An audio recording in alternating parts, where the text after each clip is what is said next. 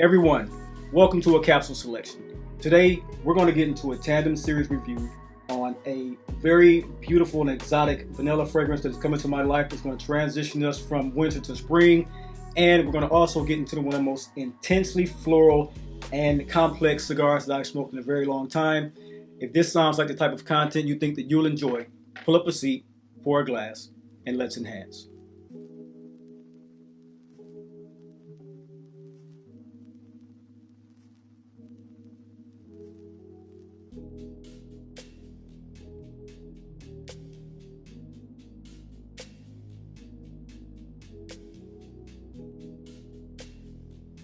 Ladies and gentlemen, welcome to the Dry Down. This is the channel where we aspire to enhance and elevate our olfactive sensory experiences through the understanding of the different aromas, facets, and nuances of scent cigars to wines. I'm your host, Chris. Welcome to today's experience. Since you've made it this far, go ahead and over and click the like and subscribe button as we get into the scent profile. As we get into the scent profile, let me show you the presentation for Laboratorio Olfattivo Vanagloria. This is the cardboard case. This is the master's collection from this particular line. They come in their own style of boxes with the collective coloring that displays each different perfumer's way of viewing this as an artist in its colored form.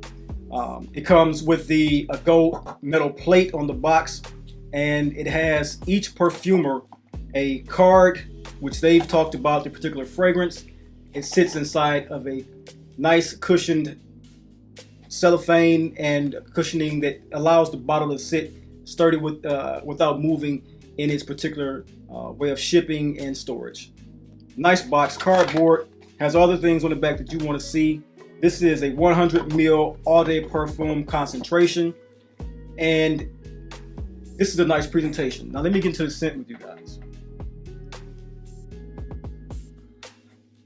So what we have here with Vanagloria, show you the mist, very fine mist, pressurized sprayer. Okay, so as the scent profile goes on this one, the composition is one that this is the type of scent that talks a love language.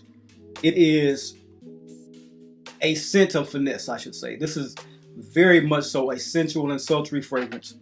It is a particular fragrance that you can pinpoint textures in this particular fragrance that makes it seem as though it's smooth and silky, but yet at the same time it has this velvet and wool type of texture to it. It's hazy on the skin, it's sweet, it's natural, it's delicate, but yet edgy. This delivers a brightness and an optimism that can be uplifting on a dismal day, and it can also give a sensuality and sexuality to take you into a sexual abyss. The way he executed this particular fragrance, it is built on the accord of vanilla, but it's a very special way that they produced and distilled this vanilla. Is made from a CO2 extraction, and that CO2 extraction is a way of getting the oils out by way of a pressurized air. That made this particular accord of vanilla come out and give it all of its facets, from its silky, its spiciness, its leather accords, and those facets and nuances mixed with the opening of saffron just gives off this just total sensual duality that gives it the aura of a lady killer. Now, when I introduced this fragrance to you, the composition is opening with a pineapple accord that's slightly sweet, slightly syrupy, but it's not over present. It's just right in the combination and blending of this particular fragrance. And the saffron has the leathery and spicy touches of it. The nuances and facets of the saffron as it mixes with the vanilla accord is something that makes this a scent that is tender. It's almost weightless and translucent, but it also has a shadow around the scent that gives it this mysteriousness and this mystique that gives it to the wearer as well. This particular fragrance for me is one I would wear in all 4 seasons, because the olibanum extract and the olibanum absolute that they place in this gives it this ethereal effervescence around it, but yet it's ephemeral in the way that it disperses. So it's there and then it disappears, and then it's there and it disappears, and it's not something that's weighted so heavy that you can't wear it in all 4 seasons. And that's a great way to have a vanilla scent that you can have in the evening times in the summer and all other seasons combined with a temperature below 70 degrees, 75 degrees. This is a great fragrance for that particular time.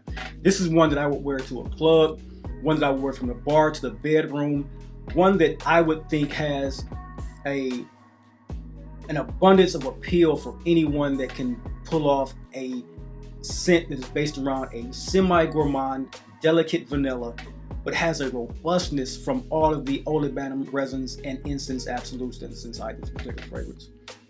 And let me not forget the musk accord that's in this. The musk accord is one of the best musk accords that perfumer Dominique Ropillon came upon to make this a very, very alluring and sensual scent. Very beautiful scent. And as I go back through, let me just point out that the opening is a huge blast of leathery saffron and citric chunks of pineapple. It's floating around in a beguiling, almost dynamic and powerful way that you will, when you embrace this scent, you'll become so seductive, but you become addictive to it yourself. And it becomes such a power dynamic between those two, between you lusting for smelling of this fragrance and you having a partner and or sexual liaison that is addicted to your scent profile. This is a scent that is, to me, pure, just unadulterated sensualness that has been macerated around the frankincense and bourbon vanilla, and it has this beautiful, dusty, and fruity and leathery accords to it. The spiciness, the resinous feel of this particular fragrance, and the woods make this one of the most gorgeous wearing fragrances that I've picked up in a long time. Once again, this is Vanagloria from the Laboratorio Olfattivo. This perfume was made by Dominique Ropillon for them in particular. I have heard that this particular fragrance also mimics and or has a juxtaposition fragrance that he also penned himself that goes by Baby Cat. I have not smelled that fragrance, so I can't give an opinion on what that is. I have seen and heard women going crazy for that particular fragrance, noting that it is not only a fragrance that they adore and want to have on their skin, but one that every, by popular demand, woman on YouTube and or any fragrance reviewer has stated they want to smell this particular fragrance on a man. So I present this to you guys today as an alternative option to the Baby Cat that I've heard smells similar to this. This is Vanagloria by Laboratorio Olfattivo. Phenomenal vanilla, resinous opening of tart, chunky pineapples and saffron with a musk and sandalwood base. I forgot the sandalwood in this. The wood base of this is what makes it so much more masculine to me than I am hearing in other reviews. I'm hearing that this is a particular scent that comes off more vanillic and resinous. I'm smelling more of the dynamicness of the sandalwood in this particular fragrance, which smells phenomenal. Scent Vanagloria by Laboratorio Olfattivo. Very nice scent. A fumbler of a word, of course. You see it, all these Italian words, they get me sometimes, but hey, that's it. That is what it is. Let's have fun with it. Great scent overall, great composition. Dominique Ropillon did his thing. And now, so ladies and gentlemen, let's get into the cigar memoir. Today I have a presentation for you guys of a cigar that I have had previously in the last 2 or 3 weeks. I've smoked 3 of these particular cigars. This is the Toro size of the Churchill late hour cigar. And it has come, I'll take it out the cellophane for you. This was the last of my purchase order. And it's a very, very gorgeous cigar. This thing, to me, the premium in which Davidoff puts on their cigars and brings the profile of their blends together is one thing. But when you see a cigar that is this beautiful in its making, the way that this particular cigar is, it has a very matte cacao finish to it, very minimal veins. The seams are just immaculately done on this. The band is Winston Churchill smoking his cigar with his top hat. It's gold and black with the white premium writing. The sub band tells you that this is the late hour And for me, this cigar is one that is a hit. It came in at a purchase of $27 in my local cigar lounge. And to me, the blend of this cigar, I would have to say, is worth that purchase price. So what we have overall here is a cigar that in the first third for me came off with so much. It was the intensity of this. Let me say this. The intensity of this particular cigar, even in the first third, came off as a medium to full body intensity and strength. The overall mouthfeel was so relaxing to smoke the cigar. I fell in love with it, of course, not only for the complexity of the smoking, but the way that the enveloping of the smoke felt in my mouth. The textures, as I stated, was just velvety smooth. Retrohaling this particular cigar was just fantastic. The way in which I perceived a lot of the notes was off the retrohale. And I'm usually one who smokes a cigar, get the palate and mouthfeel first, and then I can go into destructuring and reverse engineering what I'm tasting as a scent and or aroma profile.